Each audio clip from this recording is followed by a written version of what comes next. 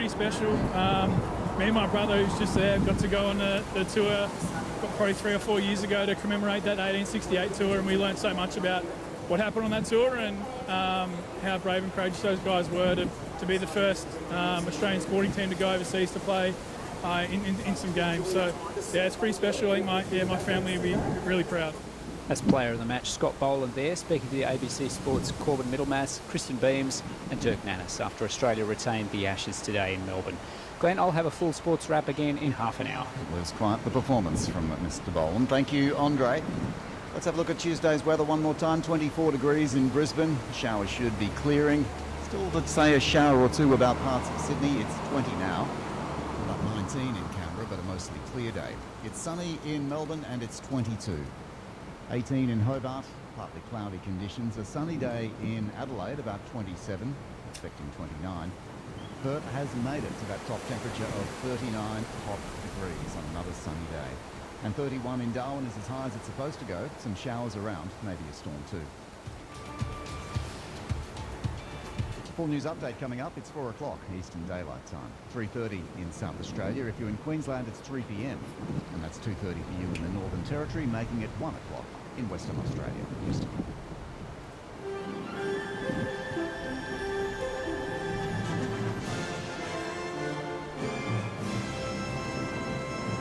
ABC News with Glenn Lauder. Airlines are calling for all states and territories that require negative COVID tests from incoming passengers to adopt rapid antigen testing. PCR testing centres have been inundated with travellers, and the lengthy wait to get results has forced some to miss their flights. The South Australian government announced earlier this week that people coming from interstate only need a rapid test, but PCR testing is still a requirement to enter Queensland, Tasmania and the Northern Territory.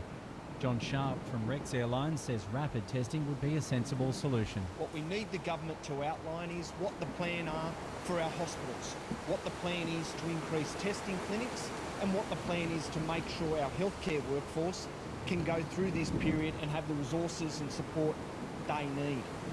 The New South Wales Premier Dominic Perrottet says more than 20 million rapid antigen tests have been ordered to help alleviate pressure on the COVID testing system. The state recorded 6,062 cases today, with 557 people currently in hospital and 60 in ICU. Rapid antigen tests aren't expected to arrive until the end of January. Mr Perrottet says in the meantime the government will work through the access and distribution model. We know that immunity begins to wane 6 months after the second dose, so I actually anticipate that boosters may be mandated as well. I understand that people don't like being told what to do, but if we don't all work together, then this is going to keep happening. That is the wrong audio there. The New South Wales state government will be looking at introducing those rapid antigen tests as soon as possible. South Australia has recorded 995 new cases of COVID-19, while hospitalisations have increased from 23 to 36. 5 people are in intensive care. 1 patient is on a ventilator. It comes after caps were reintroduced yesterday for hospitality venues, gyms and household gatherings. The WA events industry says the sector is devastated that major events will be cancelled over the coming days because of an extension of COVID restrictions. The rules will be extended until next Tuesday as contacts of the latest coronavirus case get tested. The association's Tim Kennedy says while many other businesses are operating with minor restrictions, the events sector is being penalised. What we'd rather see is events like music events be given the opportunity to operate with restrictions like a lot of other industries have been given, rather than just simply shutting them down and effectively putting them into lockdown. Police are investigating the fatal crash involving a motorcyclist in central Victoria.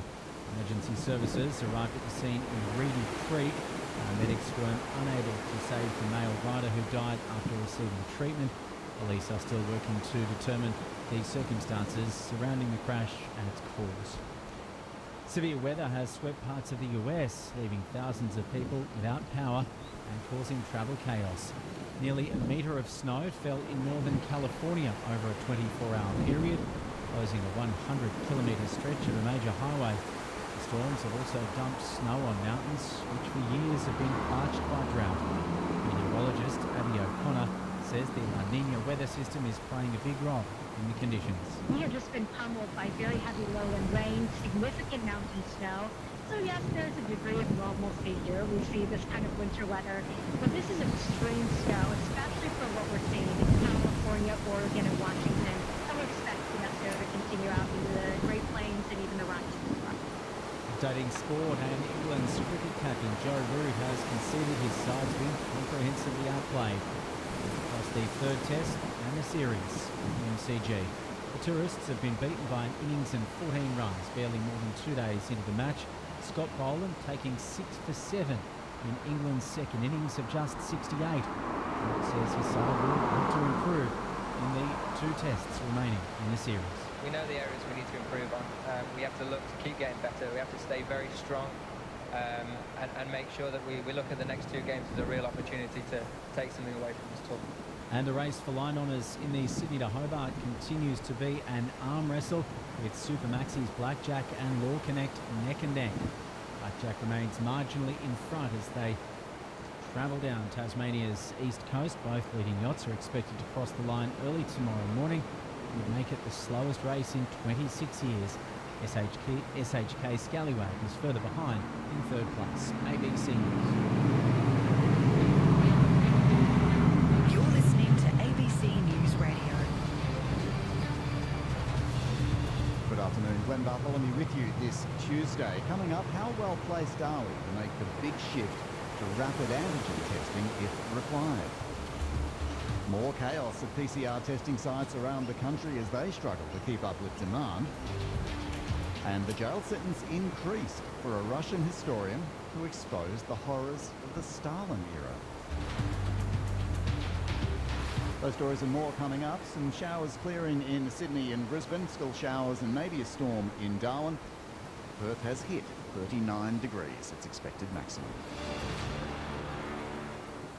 Airlines are calling for Good morning. state It's December 27, from incoming passengers 2021, December 27. The University of Sydney epidemiologist 2021, says and it's a such rapid Monday. antigen tests would prevent the current Here in testing LA, system from breaking partly down. cloudy morning, Amid high demand, almost very 1,000 still people right now, in Sydney were prematurely told around they tested negative 43 for COVID. degrees Fahrenheit. Many others have waited up to About 6 6 days to get Celsius. their test results. Professor Robert Boyes told ABC Radio Hobart while rapid Today would antigen be tests are not as reliable as day PCR tests, 3 they may need to be of used holiday more regularly. projects. Not quite as accurate, so someone who's positive may not pick And it up. I'm However, going to be when dealing the system with is so overrun that wood tests are and coffee. misinterpreted and people told that they might be negative when they're not. The This system is afternoon breaking it'll be down. going We up need to do something that's not 54 perfect, but degrees it's better. Fahrenheit. Robert Boyd. The South Australian About opposition 12 is calling for Celsius. the state government there to make rapid antigen tests And it free. looks like it'll The be test was partly approved for the general cloudy public last Thursday, but until most pharmacies and close supermarkets to sold out lunchtime. within minutes. An average And cost of then $15 per test. could be Later says it's too experiencing expensive for families or businesses to a use them total of for about regular 8 surveillance. hours State of Labor leader rain. Peter Malinowskis says they cost Ending far less around than a PCR test, so 7 the o'clock government this should evening. consider paying for it.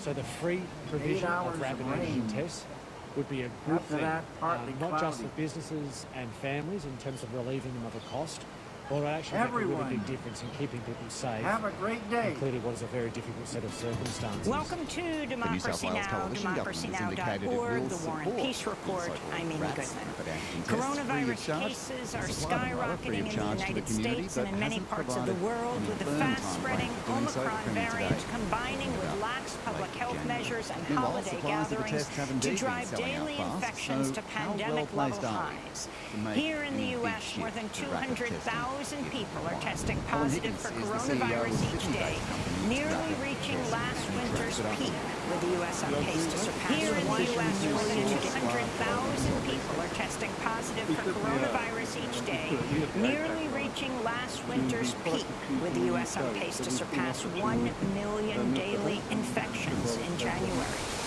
U.S. Airlines canceled thousands of flights over the Christmas holiday, citing increasing rates of illness among flight crews. Meanwhile, many school districts and colleges have announced a return to online classes. Public health officials warn of a surge in pediatric COVID-19 cases, with northeastern hospitals seeing a four-fold increase in the number of children hospitalized in the past 2 weeks. In China, some 13 million residents of the city of Xi'an have been ordered to remain at home after officials reported more than 200 coronavirus infections, the most China has reported since March 2020. The strict lockdown comes just weeks before Beijing is set to host the Winter Olympics. And to that, Pope Francis used his Christmas address to advocate for universal health care and access to vaccines. Grant health to the infirm and inspire all men and women of goodwill to seek the best ways possible to overcome the current health crisis and its effects. Open hearts to ensure that necessary medical care, and vaccines in particular, are provided to those people who need them most. Archbishop Desmond Tutu, the South African anti-apartheid icon who championed human rights struggles around the globe, died on Sunday at the age of 90. In 1984, Desmond Tutu won the Nobel Peace Prize for his work fighting to end white minority rule in South Africa. That same year, he traveled to Washington, D.C., where he denounced the Reagan administration's support of the apartheid government. After the fall of apartheid and the election of Nelson Mandela as South Africa's first black president, Archbishop Tutu chaired the Truth and Reconciliation Commission, where he pushed for restorative justice. Tutu was a prominent opponent of the U.S.-led invasion of Iraq in 2003. He condemned the Israeli occupation of Palestine and spoke out against torture and the death penalty. After headlines, we'll hear Desmond Tutu in his own words on war, apartheid, Palestine, Guantanamo, climate change, and more. Israeli Prime Minister Naftali Bennett said Sunday he plans to double the number of Israeli settlers living in the occupied Golan Heights. Bennett announced the move after the Biden administration signaled it would not challenge Donald Trump's recognition of the Golan Heights as sovereign Israeli territory. Israel captured the Golan Heights from Syria during the '67 war and annexed the territory in 1981 in defiance of international law. In Burma, human rights groups say at least 35 civilians were massacred by government forces Friday as they fled fighting in a village in eastern Kaya State. Among the dead were women, children, and 2 staffers with the international aid group Save the Children. Photos from the site showed charred bodies and 3 burned-out vehicles. The UN's top humanitarian official, Martin Griffiths, condemned the attack and called on Burma's military rulers to protect civilians. Aid groups say a crackdown by government forces has left more than 1,300 people dead since Burma's military overthrew the democratically elected government of Aung San Suu Kyi in February. The bodies of at least 27 refugees, including a baby, were discovered after they washed ashore on the western coast of Libya Saturday. The refugees likely drowned in recent shipwrecks, as Libya has become a key departure point for those trying to reach safety in Europe. Meanwhile, the bodies of 16 people who were among another group of 27 refugees who died last month trying to cross the English Channel were returned to their hometown in Iraqi Kurdistan Sunday. This is one of their family members. In Kurdistan, for more than 7 or 8 years, there has been a lack of work, and young people have no work in the government sector or the private sector. These young people are trying to achieve their dreams and goals, and to reach a country that provides a decent life with dignity. Because unfortunately, in this country, they do not live with dignity. In northeastern Brazil, authorities issued flash flood warnings after a pair of dams collapsed Saturday night amid heavy rainfall. Officials say the floods have driven over 35,000 people from their homes. Parts of Bahia State have received rainfall that's 6 times greater than the December average. Here in the United States, hundreds of temperature records fell over the Christmas holiday weekend as Texas and southeastern states experienced spring-like like conditions. Dallas-Fort Worth Airport hit 82 degrees Fahrenheit on Saturday, a Christmas record for North Texas, and just 7 degrees cooler than the high on the 4th of July. Sydney-based company Rapid Texas Test lawyer Sarah and Weddington, Track. who successfully because it's argued been the another day of landmark chaos at abortion PCR rights testing case clinics Roe v. across the Wade, country. died People Sunday queuing for at the hours, age of sometimes to be 76. turned away. Weddington was just 26 years old when she brought a class George action Donovan lawsuit among them. challenging Texas's ban on abortions all the way to the Supreme Court. The court's 1973 ruling set a precedent legalizing abortion nationwide that stands to this day.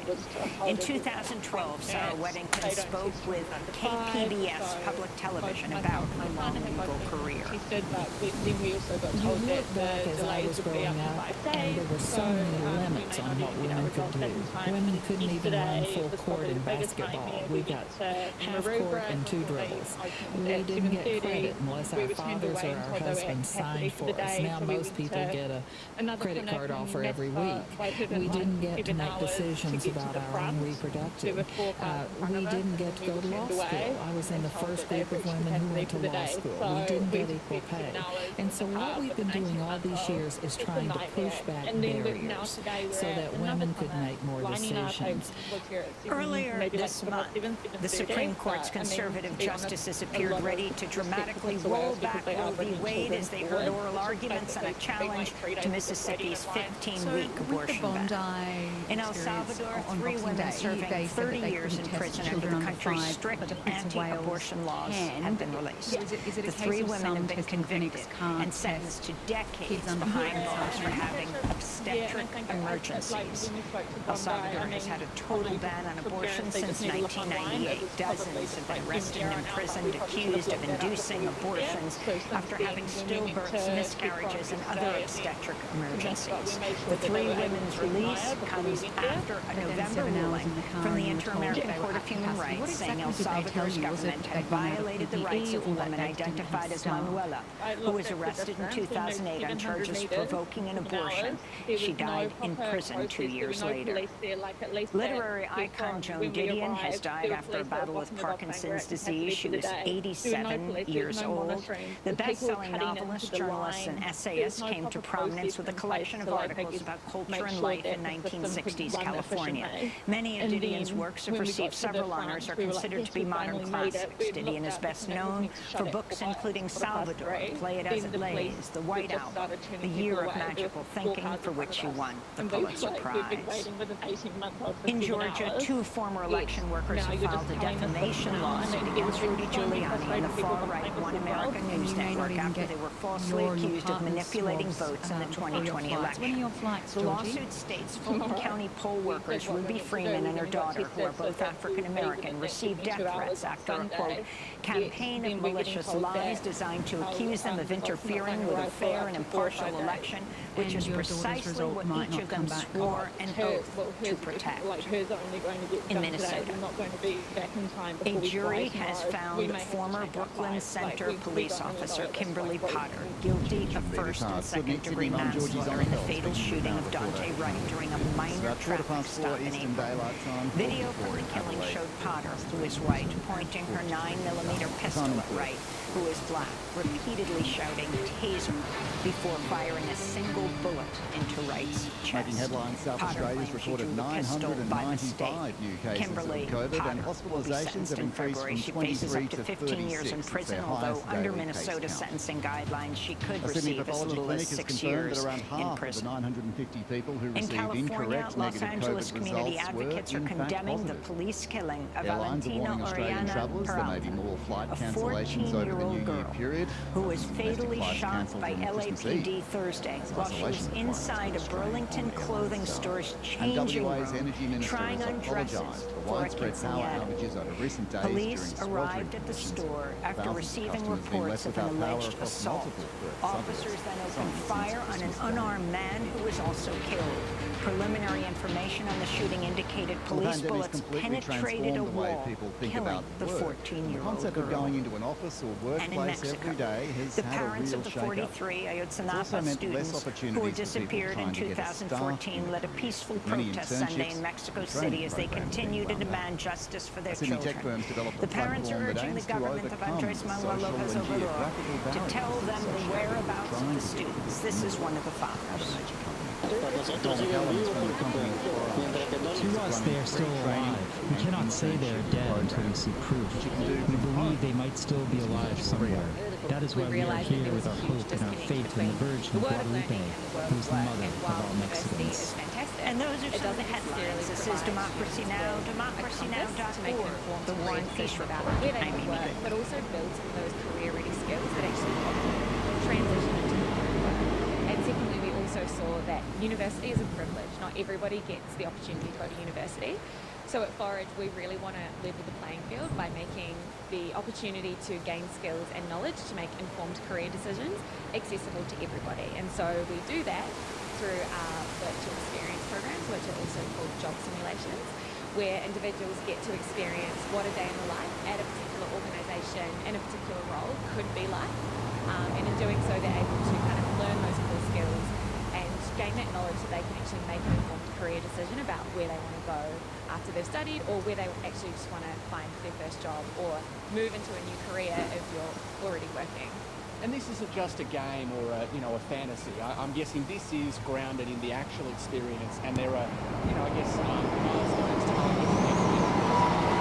Exactly right. So we work with organisations such as JP Morgan, Walmart, Accenture, to build these virtual job simulations, and so they are, like I said, hypothetical tasks. So it's like as if you were working at Walmart as a software engineer. What would you actually be doing? What tasks would you do? How would you be interacting with your manager? And so that's all in a virtual setting. And the reason why it's virtual is it means that it's self-paced. People can do it. We understand people have like part-time jobs, or they might be primary caregivers. And so, we wanted to make the learning opportunities like super flexible, but in doing so, actually get to experience the type of work that they're doing. So there's a lot of videos, and the most important thing as well, once students have attempted the task, they unlock a model answer. So they're actually able to compare their work to what a software engineer at Walmart would have done against the work that they've done as well. And so that's where a lot of that learning and, more importantly, the confidence comes from. There are some individuals, particularly ones from maybe underrepresented communities, who might not see themselves pursuing a particular career. So how can we actually give them the confidence to opt in to applying for a particular job or actually pursuing a particular role? And so that's what they're designed to do. There's a huge push in the corporate world now to make sure that their companies represent the communities, they reflect the communities, and boosting diversity. So I'm guessing they're coming to you now and asking, how can we tap into this? 100%. So I think traditionally a lot of early talent teams have always used the same approach. So, but if you use the same cookie cutter approach, you're always going to get the same cookie cutter individuals.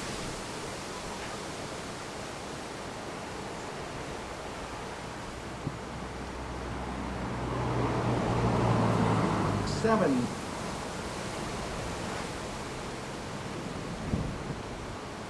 Here we go for today's number. It's December 27, 2021. 10 balls. Each ball has a number. Numbers 1 through 10. Swirl the numbers.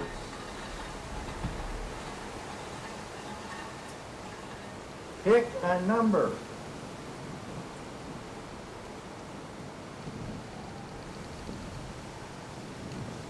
Today's number is 7. In a quarter of a century. Amelia Turzon reports. Damien Nguyen put more than $2,000 into a cryptocurrency exchange that just collapsed. I definitely want there to be some sort of protection so that we don't use our money trading. That's now in the federal government sights. A very significant change to the plumbing of Australia's financial system. Ooh. Under the proposed reforms, crypto trading platforms will need financial licenses. We've effectively got a banking system also in the cryptocurrency space, which is effectively unregulated at this time. So the government does need to step in.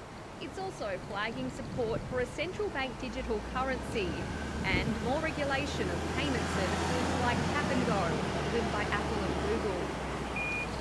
with the certificates and people using their phones, even the older generation are becoming more tech savvy. More than half of all in-store payments are now done with phones or digital wallets. Australians are using buy now, pay later apps for 1 in 5 online sales. I want to make the rules here in Australia. I don't want the rules for our payment system being set in Silicon Valley. The banking sector has been pushing for these reforms for months. Right now, those big tech companies don't make any financial contribution to Australia's payment system, nor do they let existing Australian players use any of their technology. The federal government's overhaul of payment services isn't expected until the end of next year. Of course, we're heading into an election and anything could happen. The opposition says it also supports more consumer protections. Until then... Don't trust everything because in the blink of an eye you can pretty much lose everything. A warning to others trading in the digital age. Retail investors are pouring millions of dollars into unlisted startups, small and medium-sized businesses through equity crowdfunding campaigns. It's being celebrated as a way to democratise raising capital. But is it really a smart way to invest? Brianna Whitson reports.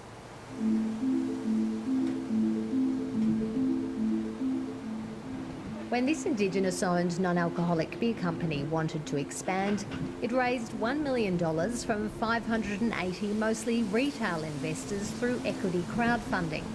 It's a range of people from a whole bunch of different backgrounds. We got a good handful of First Nations peoples who have signed up to be an owner, which is awesome. In Australia, there are 15 licensed equity crowdfunding platforms. They run online capital raising campaigns for unlisted startups and small to medium-sized companies.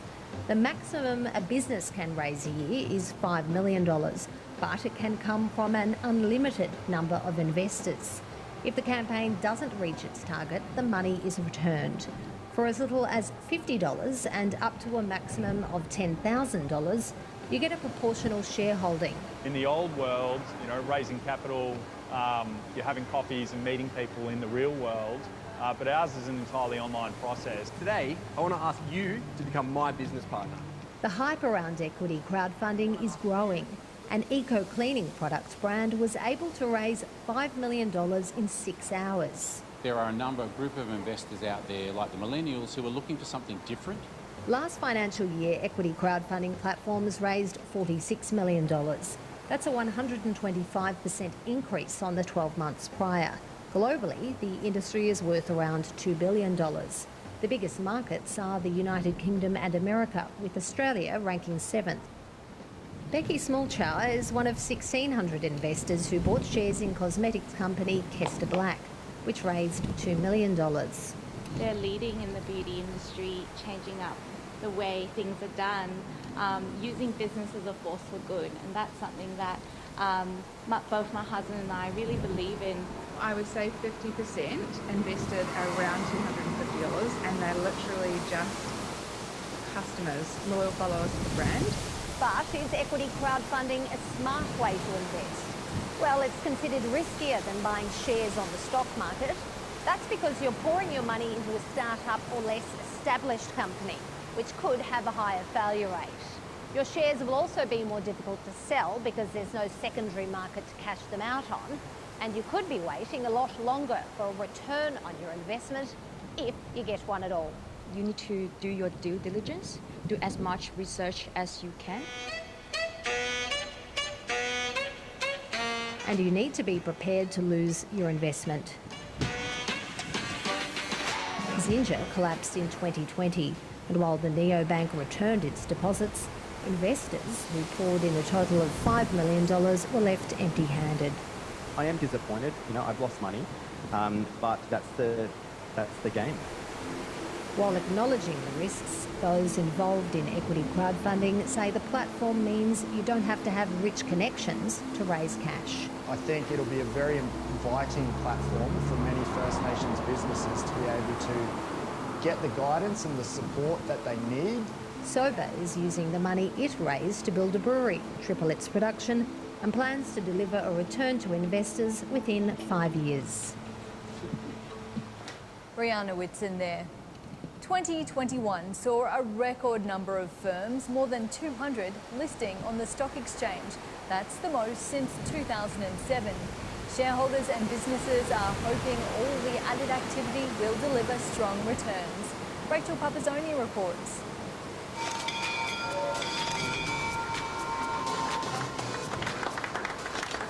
It was cheers all round as Nimmi Resources launched its initial public offering. It's very exciting. It's been a long road to get to this point. The Nickel Explorer raised $6 million ahead of its listing to give it more money to spend on exploring its discovery in Western Australia. An initial public offering, also called a float, is when a privately owned company goes public to raise cash by selling off parts of the business known as shares on a stock exchange. It takes about 12 months of planning and regulatory approvals to get to this day. Despite that, Nimmi Resources has just become the 204th company to list on the Australian Stock Exchange in 2021. This is a record year by number of listings since 2007. It's also a record year in terms of capital raised since 2014. But perhaps most importantly for us, it's an all-time record for a number of companies listing with market caps over $1 billion. Analysts say there's extra cash floating around thanks to government stimulus and record low interest rates. Companies are positioning themselves for future growth, so they're looking to bolster their balance sheets. More than half of this year's IPOs have been resources companies. It was a similar story in 2007 when 251 firms went public. We're actually seeing the biggest recovery in the mining sector in over a decade. Christian Price has been working on Nimmi Resources' IPO for months. And then building your team with your lead manager, with your legal team, and also with your the board and management to get all that mix right. And especially important is getting your geology team right with that right experience in nickel sulfides and discovering nickel sulfides. Among the countless hours of due diligence and paperwork required is the prospectus. It has all the key information about the company's risks, management and financials. Once the paperwork's been lodged with the regulator ASIC and the ASX, it's time to go to market to find those all-important investors. In October, software company ActivePort listed for 20 cents a share, raising $12 million. The main interest for us out of the IPO is growing quickly and growing internationally. The company's share price has fallen back since then, a phenomenon that often occurs once the hype of listing calms down. Sometimes the price never goes back up, like retailer Myer, which listed at $4.10 a share in 2009 and has never traded above that since. It's been as low as 10 cents in 2020. ActivePort wants to make sure that doesn't happen to them. What we're finding is the market is now saying, okay, we understand what you're doing, we understand the way you're going to do it. Show us the numbers. If the numbers are good, shareholders reap the benefits. Analysis by global asset manager Janice Henderson shows Australian dividend payments grew 4 times faster than the rest of the world between July and the end of September. With even more cash floating around, there's more incentives for companies to list. We're very, very optimistic short term. We see nothing that slows the market down. Which could mean the IPO momentum will continue in 2022. Australia's $3 trillion superannuation system is supposed to make sure we all have a comfortable retirement. But data reveals 1 in 4 workers are being ripped off by their employer, amounting to more than $5 billion each year. Nassim Kadem has this story. Annie Wang was just 19 years old when she realised her employer wasn't paying her superannuation. After 3 years, she took legal action to recover $8,000. It's so costly, especially for a student. You have uni stress, school stress, normal everyday stress, and on top of that, you have to worry about work. Ms. Wang is one of nearly 3 million workers missing out on superannuation each year. In total, they're being underpaid $5 billion annually, with each worker losing an average of $1,700. It typically happens in industries employing lower skilled workers, and it's usually smaller businesses that are responsible. It affects about 1 in 4 Australian workers. And, you know, this is their money. It belongs to them. doesn't belong to employers.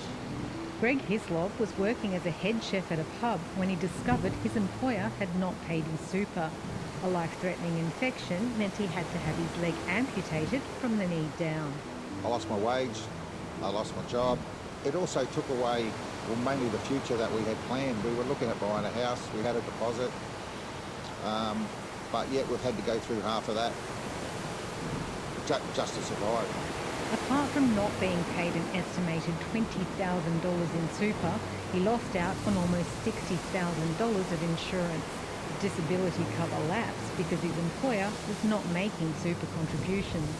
I would have been able to cover myself and get back on my feet, but unfortunately that's been taken away from us for God knows what reason. In cases like Greg's, the boss of Industry Super Australia says penalties are available, but the ATO needs to flex its muscle. We've been worried that the penalties are woefully inadequate. We've also been worried that there's been very little deterrent activity. Even when workers go to court and win, it can take years before they're paid back their super.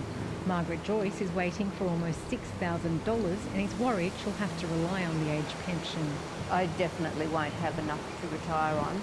Superannuation Minister Jane Hume says the tax office knows what superannuation is owed because of the introduction of real-time payroll information. The government has a zero tolerance to employers that don't pay the appropriate amount of superannuation to their employees. But Shadow Superannuation Minister Stephen Jones says the government needs to do more. Change the law to ensure that recovery of superannuation is treated the same as recovery of any other wages. When a company goes bust, it can be hard for workers to recover their superannuation. Over the past year, the ATO has fined employers more than $240 million. Company directors can also face penalties, including prison time. But the ATO says no one has gone to jail over the past 12 months. If a company has already been deregistered, then it no longer legally exists, and so the ATO is constrained from taking any further action in those scenarios. The tax office hasn't been able to recover Shinda Kwa's $16,000 in unpaid superannuation because her employer is no longer registered. She was working on a temporary 457 visa as a chef. Really, I think they're taking advantage from the migrant people. Really, they push them hard. Unfortunately, this means there is no business or company for us to take action against. She also missed out on wages, but has been able to get that money back by complaining to the Fair Work Ombudsman. I was literally crying that time because of my situation, because we don't have enough money in our accounts. What color is this one? Not enough money for today, and definitely not enough for retirement. It's valued at almost $39 billion, but Afterpay still hasn't turned a profit. With tough competition from bigger global players, the Buy Now Pay Later firm is subject to the biggest corporate takeover in Australia's history, the Simca Dem reports.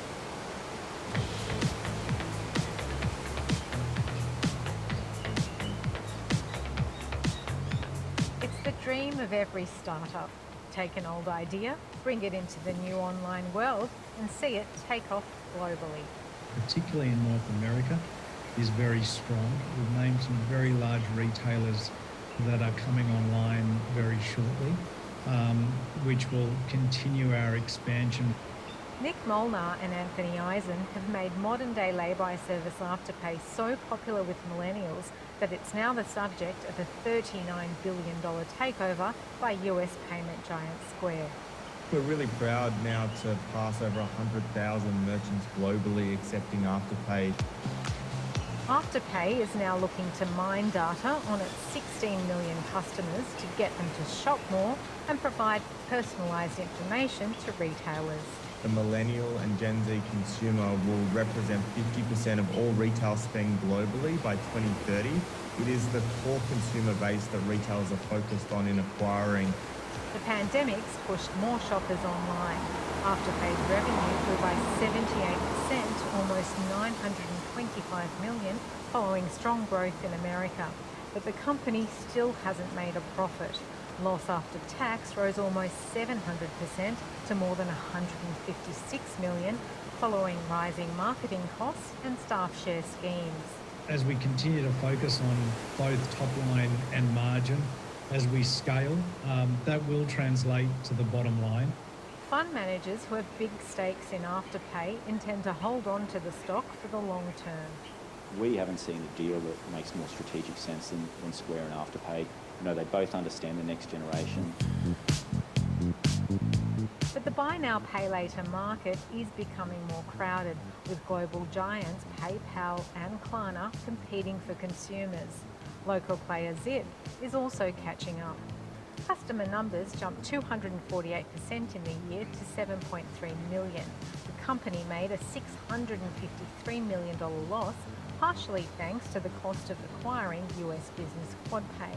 But Zip posted a 150% jump in revenue to hit a record of more than 403 million, led by strong growth in America. The size of the market in the US is so significant, it's underappreciated potentially by Australian investors. Buy now, pay later sales only make up about 2% of online payments globally. Companies like Afterpay and Zip want to gain a bigger share of that lucrative market by adding smaller merchants to their list of big-name retailers. Sasha Wicker offers Afterpay in her Melbourne fashion store. She's being charged 6% in fees for the privilege. For a small business like myself, it eats into my margin, whereas I think with the bigger big box retailers that have a bigger margin, wouldn't affect their margins as much as mine. Being able to maintain merchant fees has been core to Afterpay's success. It makes a small amount of money from consumers being charged late fees if they don't pay on time. But for now, the industry has escaped new regulation. The customer outcomes here are better off because of innovations like Afterpay and new methods that don't rely on the traditional economic model where somebody has to lose for another party to win. But if customers do start losing out because of buy now, pay later debt, regulation could still be on the cards. In an Australian first, one of the big four banks is offering a lending product just for Islamic businesses. NAB signed on with a property developer, giving them a Sharia-compliant loan. A market research suggests could be worth as much as $250 billion. Amelia Terzon this time.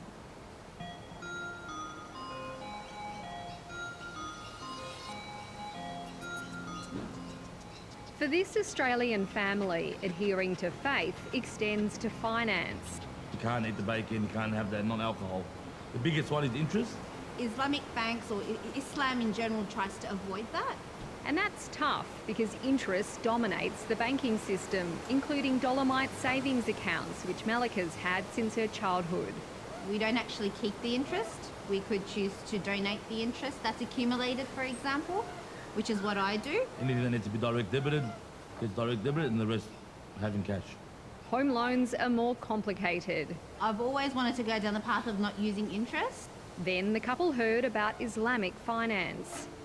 Unlike conventional mortgages, where you buy a property with money from the bank, which you pay back, plus interest and fees, deals brokered by Islamic finance companies are being done under rent-to-buy agreements, where you still hand over a deposit and the institution buys the property under a risk share agreement.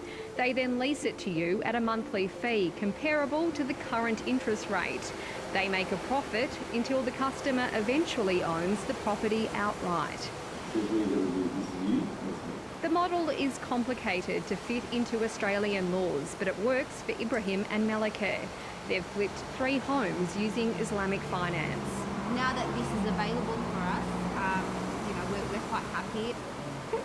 Zara and Hala Cercius are also happy. They haven't bought a home yet, but recently they pulled their super out of a major fund into one designed for their beliefs. The funds have to come from a clean source, so that rules out the whole tobacco industry, doping industry.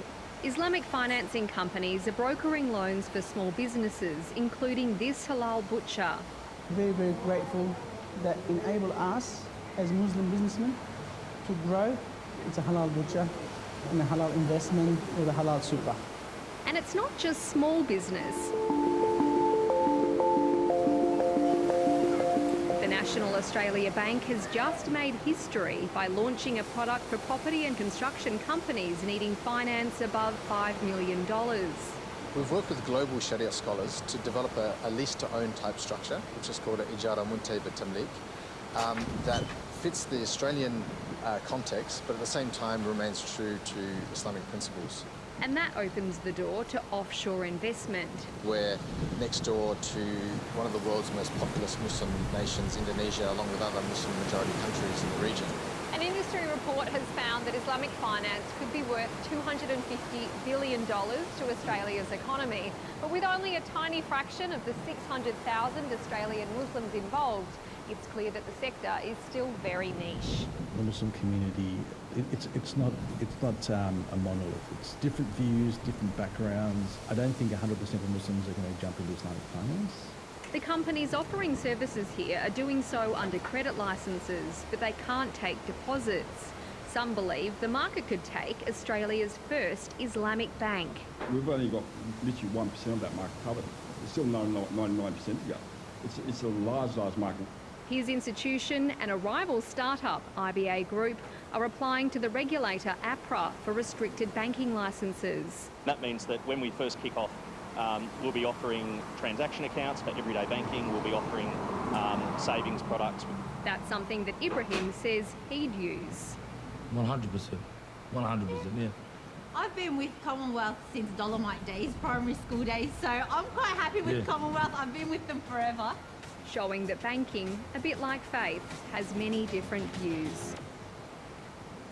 You've probably heard of influencers on social media, but do you know much about finfluencers? They share tips on investing and budgeting and reach billions of people across the globe. Now there's calls to regulate them, as many aren't qualified to give financial advice. Brianna Whitton reports. Do you want more information about what I am? Use your cryptocurrency.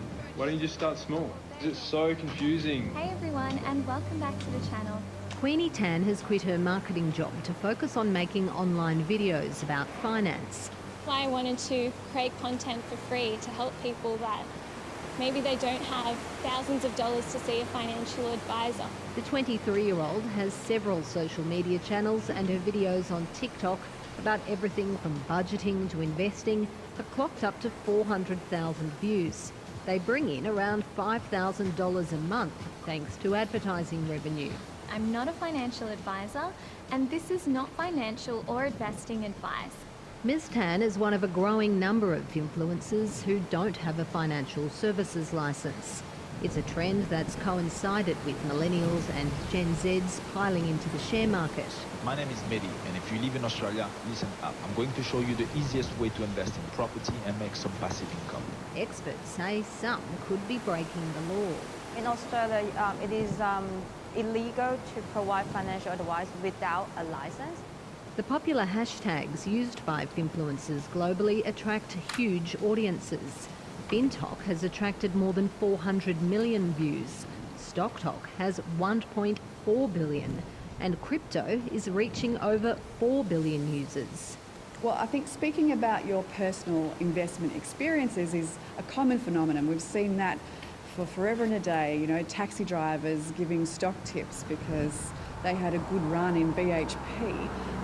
And that's very different from recommending a financial product. Financial advisors disagree and want finfluencers brought into line with new regulations. The industry is particularly concerned about investors losing money in the volatile cryptocurrency market. The mere fact that you're operating on social media shouldn't mean that you are exempt from all of those regulatory protections that other advisors are subject to. ASIC wants people to dob in unlicensed influencers who are doing the wrong thing and is worried about pump and dump scams, where people talk up a stock or cryptocurrency and sell when the price increases.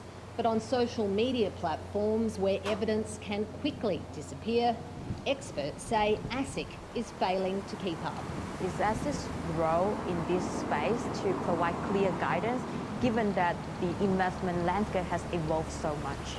We know that ASIC is looking at this space right now and reassessing the role of finfluencers.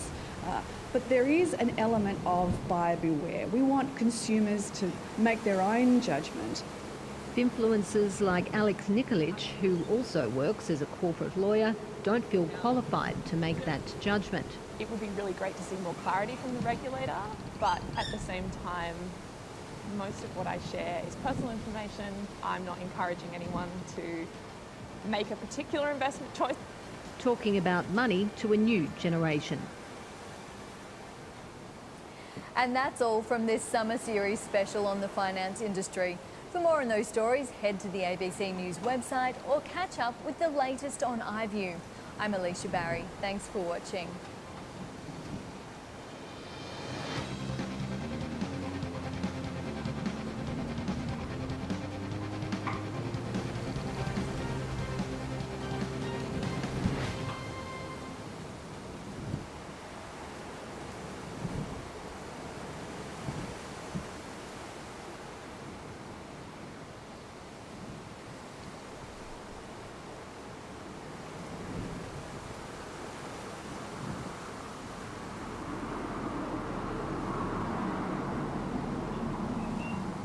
One of the great challenges in this world is knowing enough about a subject to think you're right, but not enough about the subject to know you're wrong.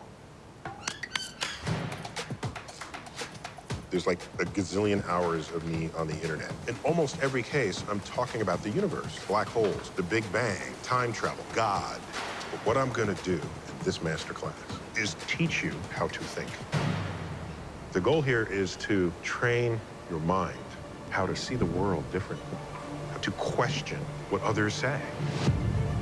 I've come to realize that there are three categories of truth: personal truth, political truths, and the objective truths that shape our understanding of the universe.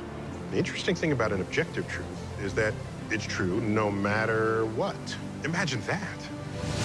By the time we're done, you will be equipped with some of the methods and tools so you can turn data into information, information into knowledge. Now, Afghanistan seems to be slipping back to the 90s rule of the Taliban because the Islamist group's assurances of softer stance for women have fallen flat on the face. There are now new rules for the girls and women of the country. First, the Afghanistan Education Minister said that the Taliban regime is not against women's education, but opposes men and women studying together.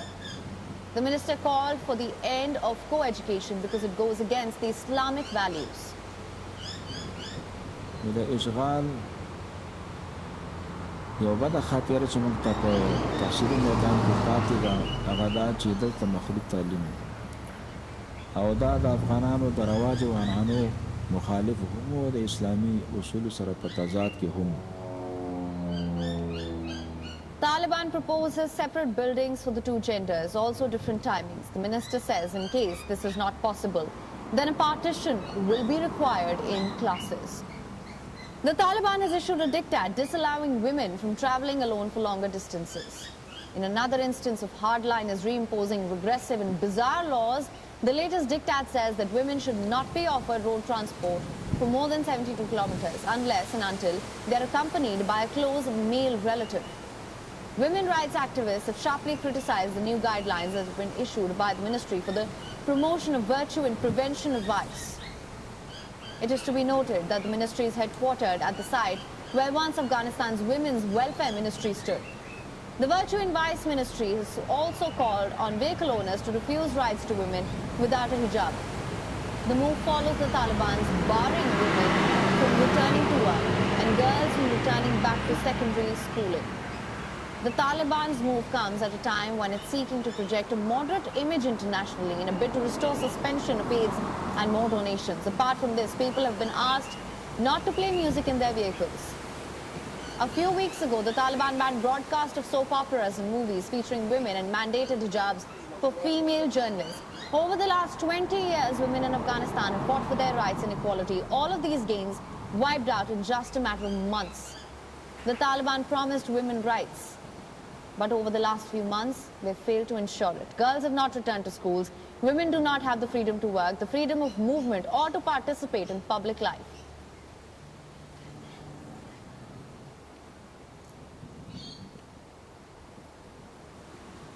WION is now available in your country. Download the app now. Get all the news on the move. Which is better, almonds or walnuts? Nuts are one of the healthiest things you can eat. However, some of the most common nuts are terrible for your health. Peanuts are actually not a nut. They grow in pods underground, which makes them a legume, like beans. And they're packed with dangerous lectins, which can lead to digestive discomfort, bloating, constipation, and other issues. But pistachios are bursting with fiber, minerals, and can even support a healthy heart. There's also pecans, which are rich in important nutrients like copper, thiamine, zinc, and gut-boosting fiber. However, cashews are also on my bad nut list. Cashews are actually terrible for digestive health. Also, a primary cause of leaky gut, hazelnuts, always something in my book. Since they're full of nutrients, healthy fats, and contain a good amount of healthy omega fatty acids. I'm also a huge fan of Marcona almonds. While regular almonds contain lectins in their brown skin, Marcona almonds are skinless. It means you get all the health benefits, including helping stop unhealthy food cravings and helping you lose weight. One important thing to note about Brazil nuts, although they're absolutely loaded with health-boosting mineral selenium, too much selenium can actually be bad for you. Last but not least, walnuts are rich in antioxidants, omega-3s, and can help naturally restore the lining of your gut. Now, amid the prolonged political crisis and delayed election in the troubled Horn of African nation, Somalia's president has suspended the country's prime minister. The announcement comes a day after the two men sparred over country's delayed elections, which have not been concluded despite getting underway in November. Now, President Mohamed Abdullahi Mohamed said that Prime Minister's administrative powers are being suspended amid the ongoing corruption probe, charging the Prime Minister with interference in investigations. The President also accused the Prime Minister of looting public land, which was owned by Somali National Army. Even as the Somalian Prime Minister's office termed the move unconstitutional, Prime Minister Robel himself hit back at President Mohamed, accusing him of rigging the elections and trying to take over the Prime Minister by force.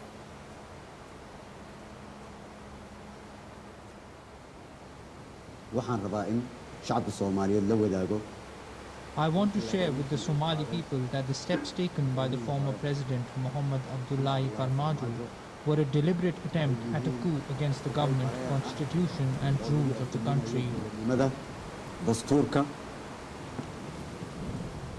The dramatic developments come after months of political tussle between the two leaders.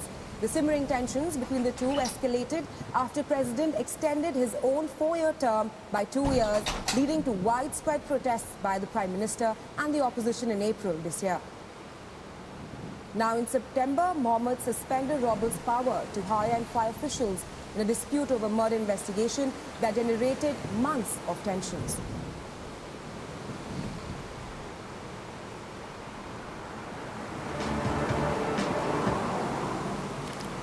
What does Australia know about?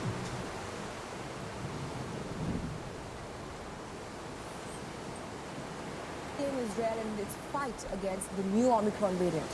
Now, in a first of its kind research, Israel's Sheba Medical Center is set to begin a study on the efficacy of a fourth COVID vaccine shot. Temporary mall restrictions are also set to go into effect, and the Knesset Education Committee will discuss a new school outline aimed at protecting children. Our correspondent, Jody Cohen, brings you the details. Take a look. With the new, more transmissible variant looming large, the world has shifted its focus to booster shots.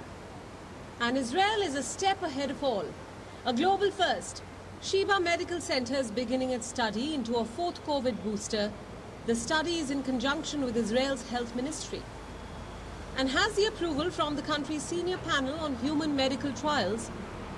As part of the new study, 6,000 people, including 150 medical personnel, will receive the additional booster shot. First person who ever received the fourth booster against COVID, I can only say it's one small jab in the shoulder, but one giant leap for mankind in the battle, global battle against the COVID infection. Last week, Israel announced that it will be administering a fourth COVID shot. what can be called a second booster for vulnerable groups. However, the rollout was delayed after reviewing preliminary data from Britain. The British study suggests that people with Omicron are 50 to 70% less likely to need hospitalization as compared to those infected with its predecessor, the Delta variant. Along with conducting a booster study, Israel has also implemented fresh restrictions to deal with the COVID surge.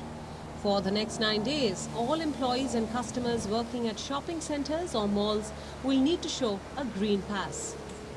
The green pass is a must for getting an entry into food courts, restaurants and larger stores. Israel has also announced a new school outline.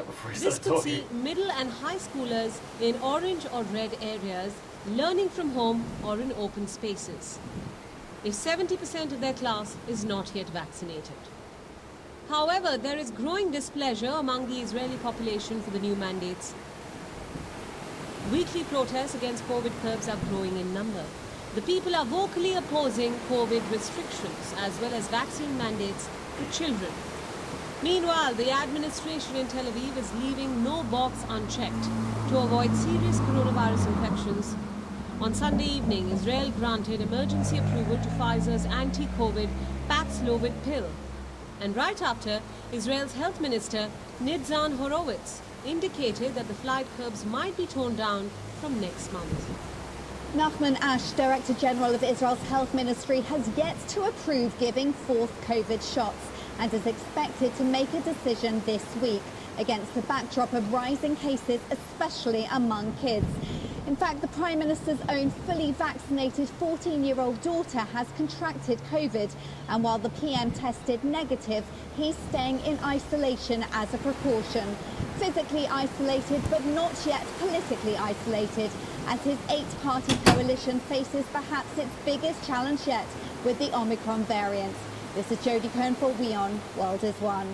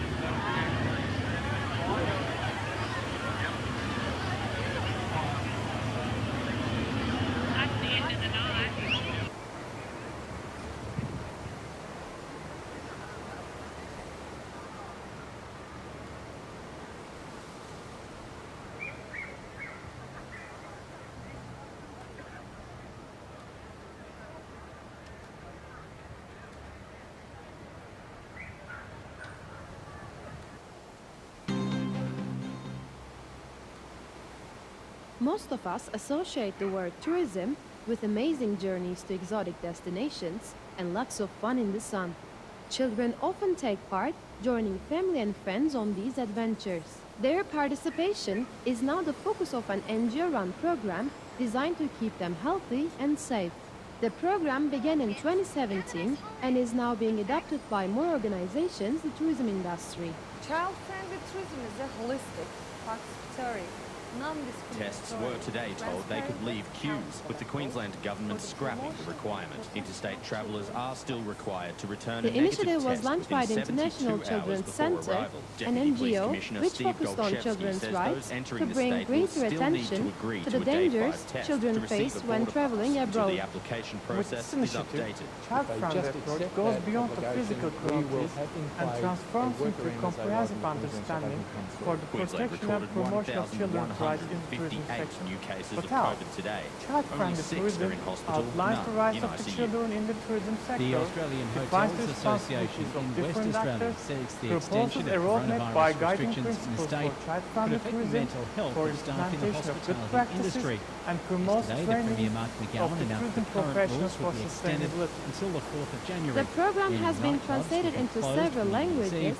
Major including music French, festivals will be Russian, cancelled. and Arabic. The CEO of the association The in first WA, goal of the Bradley program Woods, is to says the protect fluctuating children nature from of the any form of situation violence, taking an emotional toll on the mental abuse, health of or workers. exploitation. We've Is seen to an protect increase in the number of Russian. people Program has reaching been out for support, and the constant on, off again, on again, off again approach that we can't avoid is having an impact. And of course, some people will miss out on shifts and work as well. It's a financially stressful time for everyone, but it's also an emotionally up and down period.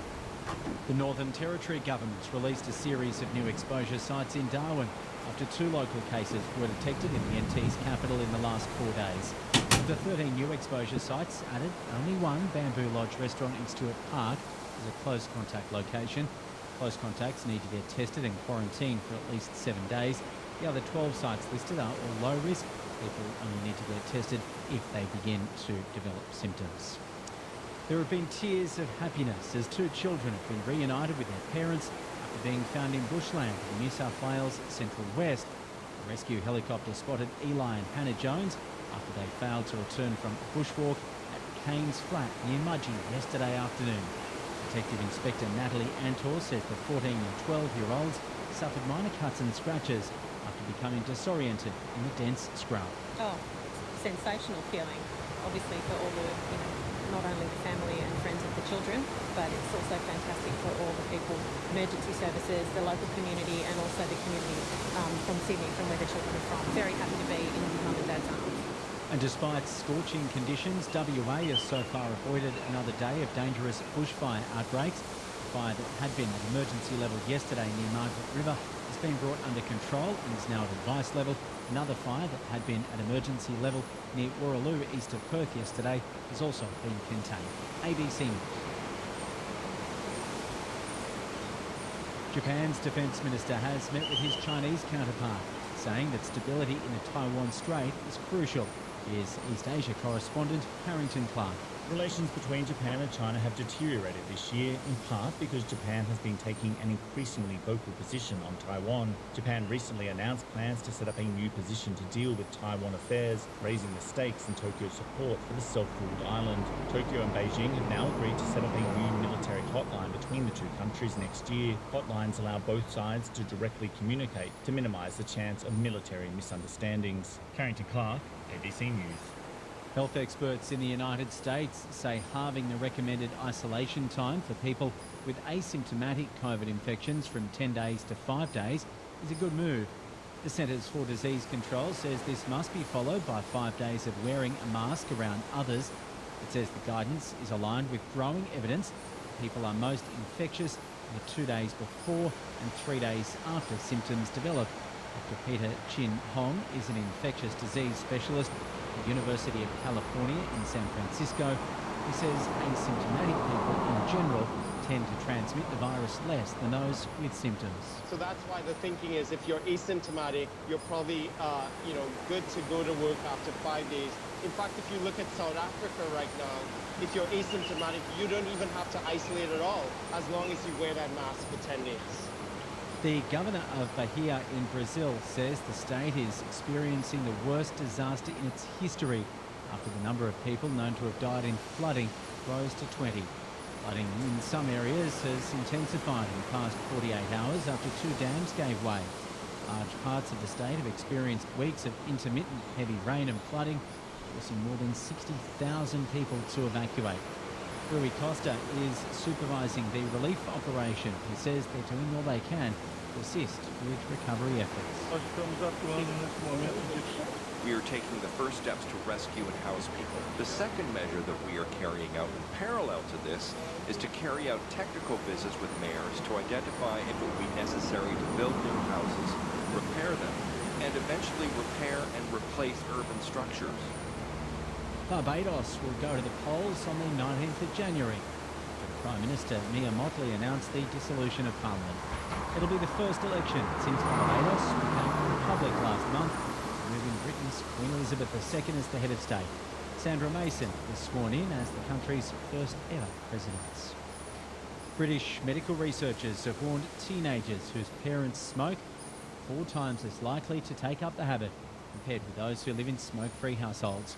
The research is part of a government campaign to encourage people to quit, as the BBC's Tim Muffet reports. Despite the known links between smoking and poor health, data from the Office for National Statistics shows that 1 in 8 adults in England still smoke. The pandemic hasn't helped, with high rates of quitting, but also high levels of relapse and signs of a rise in smoking among younger adults. New analysis by researchers at Imperial College London shows that teenagers whose parents or caregivers smoke are 4 times as likely to have taken up the habit.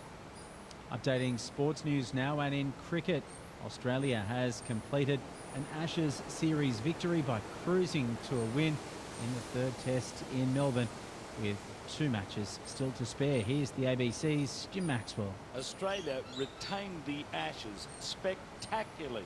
England were vanquished in 80 minutes of capitulation. Debutant Scott Boland was the destroyer, taking 6 for 7. England dismissed for 68, giving Australia an innings and 14-run victory. Boland, Australia's 2nd Indigenous player, won the Man of the Match award, the Muller Medal, named after one of the first Indigenous cricketers in 1868. Jim Maxwell, ABC Sport. The owner of Sydney to Hobart yacht race Line Honours contender Blackjack says he's nervously awaiting the race finish. Peter Harburg says it's the first time he's been on shore while Blackjack's racing. The Supermaxi's neck and neck with Law Connect for Line Honours, and the 2 yachts have changed places several times as they make their way down Tasmania's east coast.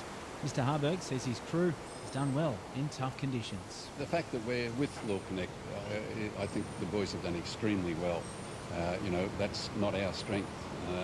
I mean, obviously we go upwind fairly well, but the Law Connect's real strength is upwind like that in strong weather. ABC News. You're listening to ABC News Radio.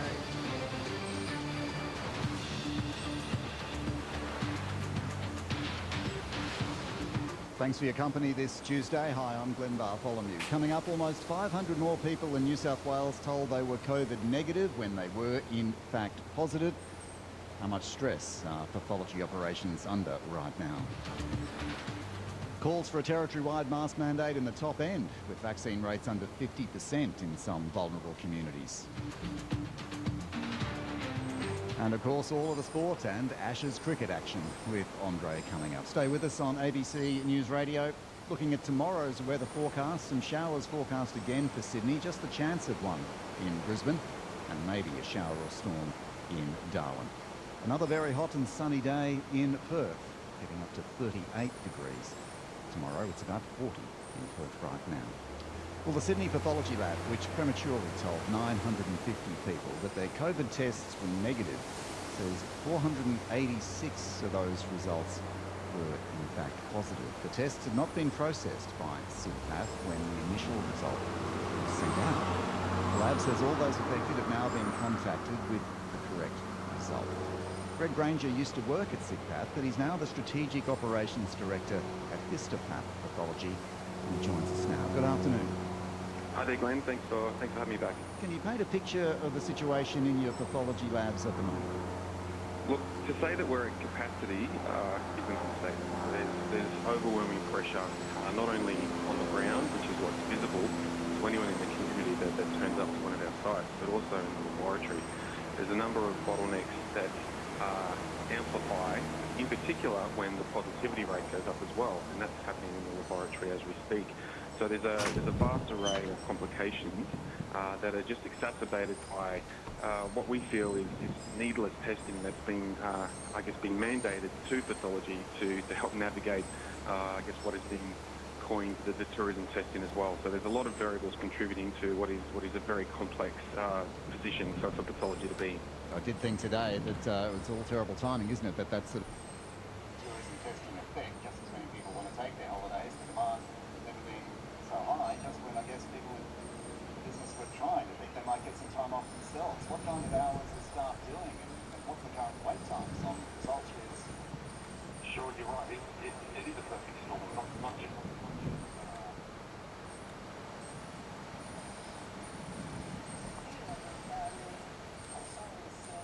today's show in San Diego got postponed. It's now going to happen on February 5th, 2022. So if you had tickets to the show today, those will be honored on that date, and there won't be a new episode until Friday, the monthly bonus episode. Hope to see you then. What does that mean? Doesn't make any sense. It's a podcast. You can only hear me.